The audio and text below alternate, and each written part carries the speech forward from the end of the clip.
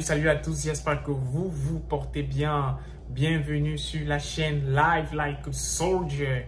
Bienvenue dans cette chaîne où nous partageons mon expérience, bien sûr, avec le Military Service. Je suis dans l'armée réserve depuis près de 2 ans aujourd'hui. Et c'est l'une des meilleures décisions que j'ai pu prendre de toute ma vie. Donc, si vous voulez vraiment savoir ce que nous faisons dans Live Like a Soldier, bien vouloir aller en bas là, il faut cliquer en bas là sur Live Like a Soldier. Vous allez avoir bien sûr toutes nos vidéos et vous allez bien sûr dans cette vidéo avoir des réponses à vos questions. Mais si vous voulez directement me contacter, bien vouloir regarder dans la description de la vidéo où nous avons mon adresse email, mon compte Instagram et un numéro de téléphone où vous pouvez nous joindre uniquement par WhatsApp. Alors aujourd'hui, nous introduisons un nouveau concept qui s'appelle Instant MOS. Mais avant de savoir ce que Instant MOS veut dire,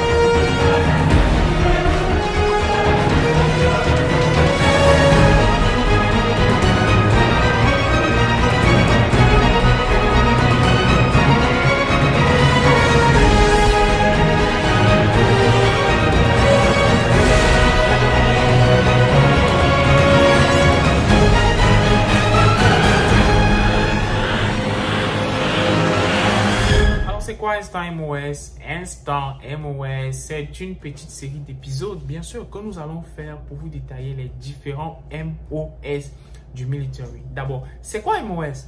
MOS, M pour military, O pour occupation et S pour speciality qu'ils ont rassemblé. On a dit MOS. Mais c'est encore quoi le MOS? Le MOS, c'est juste le travail.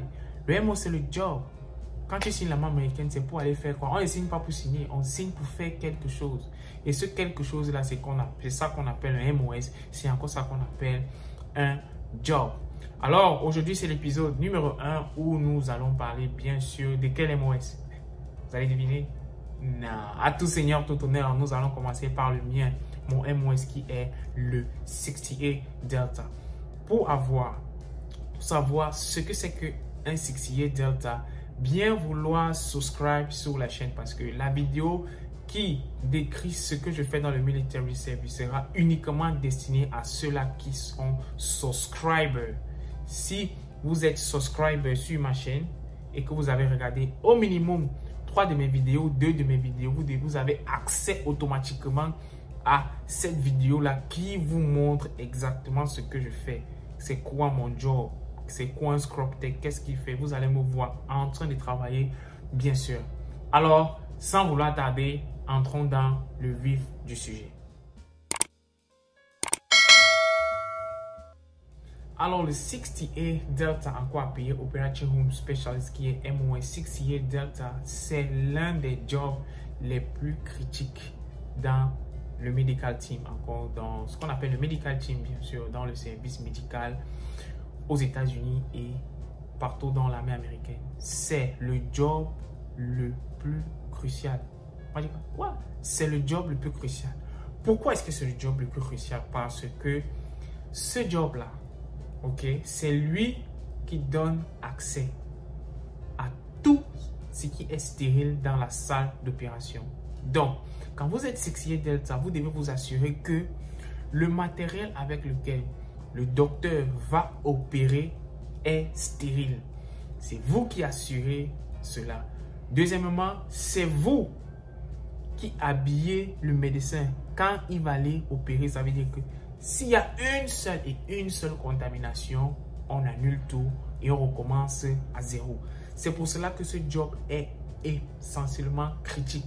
Parce que si le 68 Delta ne fait pas son travail comme il le faut, le patient va soit mourir, soit souffrir d'une infection et une infection qui va bien sûr entraîner la mort. C'est pour cela que généralement le 6 year Delta est ce qu'on appelle dans le military the low density MOS. Que veut dire low density MOS? Low density MOS, ça veut dire un MOS qui n'a pas assez de place, un MOS qui n'a pas assez de soldats, un MOS, il n'y a pas assez de personnes là-bas. Il n'y a que les privilégiés qui vont dans ce service-là, qui est 6 year Delta.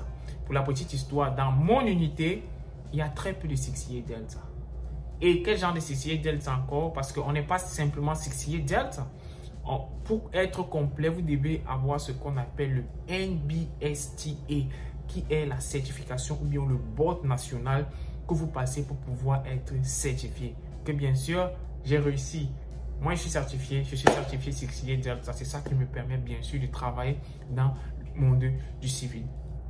Alors, le 6 year Delta, encore appelé Low Density MOS Delta, c'est lui qui s'occupe de toutes les chirurgies. Ça veut dire quoi? Peu importe la chirurgie que vous allez faire, le 6 year Delta doit la connaître. Pourquoi? Parce que c'est lui qui passe l'instrument au chirurgien pour que le chirurgien puisse opérer. Ça veut dire que quand le chirurgien prend déjà la lame de bistouri pour ouvrir, le 6 year Delta doit déjà savoir ce que le chirurgien va faire après. Ça veut dire que quand le 6 year Delta place tous ces instruments sur la table, il connaît exactement les séquences que le médecin va faire pour pouvoir opérer. C'est pour cela que c'est un job assez critique. Alors, qu'est-ce qu'il faut faire pour devenir 6 year Delta? Première des choses, de prime abord, vous avez déjà rejoint l'USA, mais bien sûr, vous avez passé votre test de ASVAB. Il n'y a aucun score de ASVAB qui vous dit ce score de ASVAB vous qualifie pour être 6 year Delta. Il n'y a aucun score. Aucun score. Que vous ayez 80, le score de ASVAB est noté sur 99. Que vous ayez 50, que vous ayez 31, que vous ayez 36, 38, 39, 40 et tout, c'est pas ce score-là qui détermine exactement si vous allez être 6 year Delta. Alors, pour être 6 year Delta, qu'est-ce qu'il vous faut? Prime abord, il vous faut avoir le High School Diploma. High School Diploma qui est encore quoi? Qui est le bac, bien sûr. Ou encore avoir le GED. Le GED, c'est encore une autre forme de High School. Vous devez avoir le bac. Après le bac maintenant, vous devez avoir la Green Card qui vous, bien sûr, qui vous permet de rejoindre l'armée américaine. Mais aussi en passant votre test de ASVAB et que vous avez d'abord réussi, c'est-à-dire avoir une note qui est supérieure ou égale à 31, vous devez regarder votre ligne de score qu'on appelle le ST. ST. C'est le ST qui détermine si vous pouvez être 6 year Delta ou pas. C'est quoi le ST? ST, c'est Skills Technical. Et dans cette note de ST là, vous devez avoir une note qui est supérieure ou égale à 101. Ok?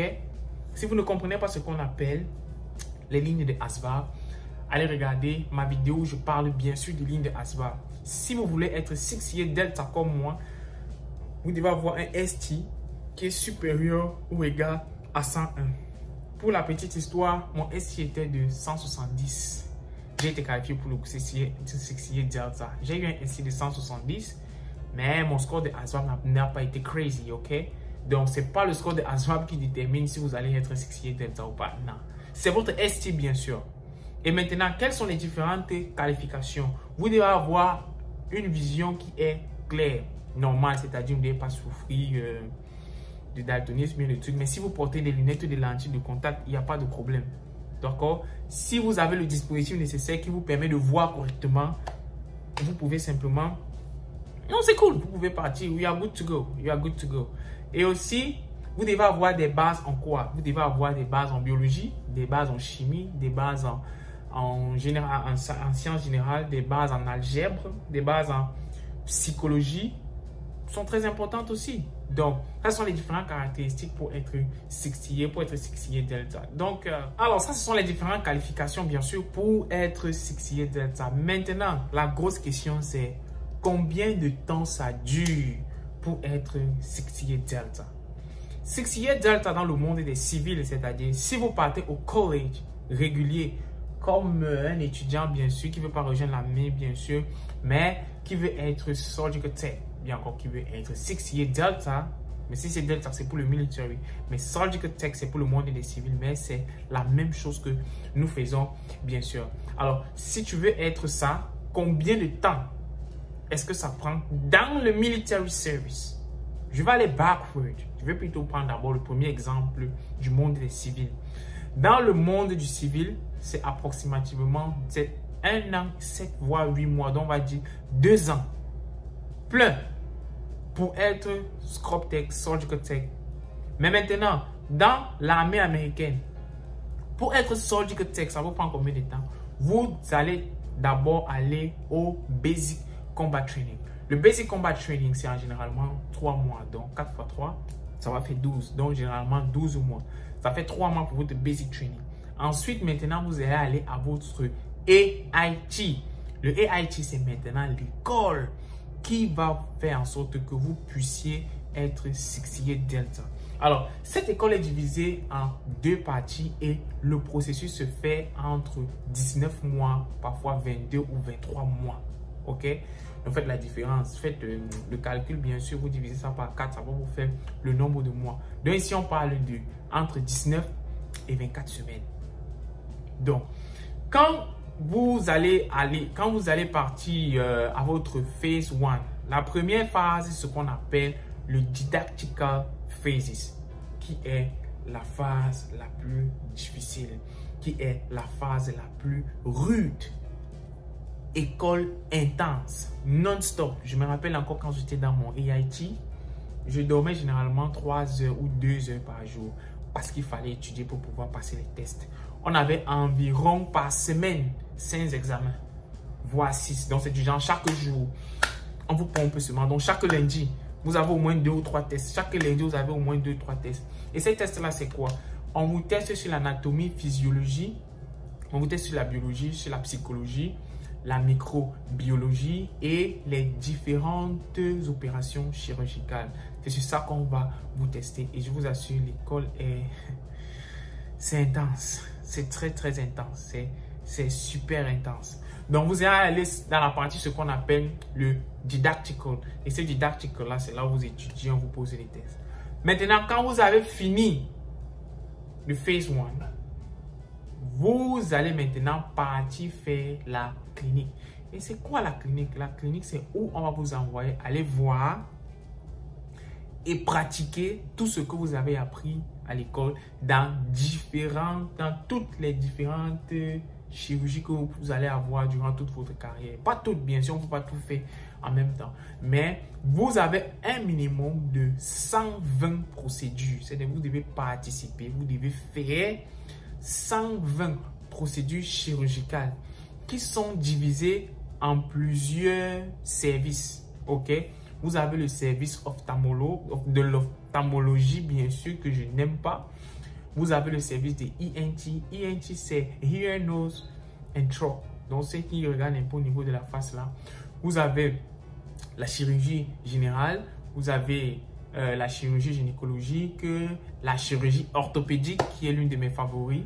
Et vous avez encore, soit pour certains cas, la chirurgie cardiovasculaire et tout. Donc, vous devez être à même de connaître les instruments qu'on fait dans chaque type de chirurgie, la procédure qu'on fait dans tout ça, dans tous les différents services. Donc, on va rassembler dans tous ces différents services-là. Le nombre de cas doit aller à 120 chirurgies que vous devez faire pour pouvoir graduer, c'est-à-dire pour pouvoir dire que okay, vous avez réussi à votre école.